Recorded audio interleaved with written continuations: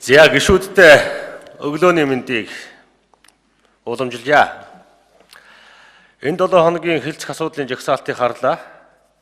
Чухал хуулиуд орж ирсэн байна.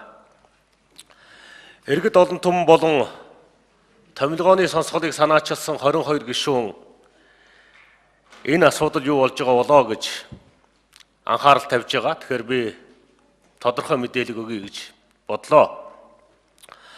Томилгооны сонсгол зохион байгуулахаар 22 гишүүн гарын үсгээ зурж аюулгүй байдал гадаад бодлогын байнгын хороонд саналаа явуулсан боловч наривчлсан журам гараагүй гэдэг шалтгаанаар өргөдлийн байнгын хороо руу иргэдээс ирсэн 10 өргөдлийг шилжүүлсэн. Өргөдлийн байнгын хороо судлах шаардлагатай байна. Хугацаа хэрэгтэй гэдэг шалтгаанаар энэ 7 хоногт бас хилцэж чадаагүй байна.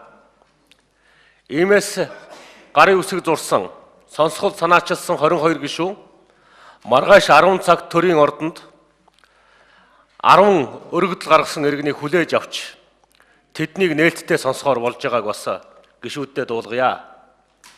Энэ сонсголд, нээлттэй сонсголд бас улсын их хурлын гишүүдэд чөлөөтэй оролцож хүссэн мэдээлэл авахыг бас хүсэж байна.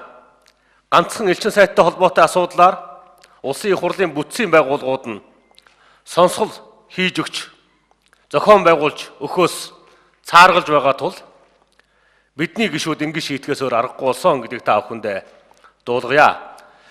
Маргааш болох сонсголын дараа бид дүгнэлтээ улсын их хурлын гишүүн бүрт Монгол улсын ерөнхийлөгчөд ерөнхий сайдад явуулнаа. Та бүхэн 22 гишүүнийхээ гаргасан дүгнэлт маргааш болох сонсголд бас анхааралтай хандаарай гэж хүсэж байгаагаа илэрхийлье.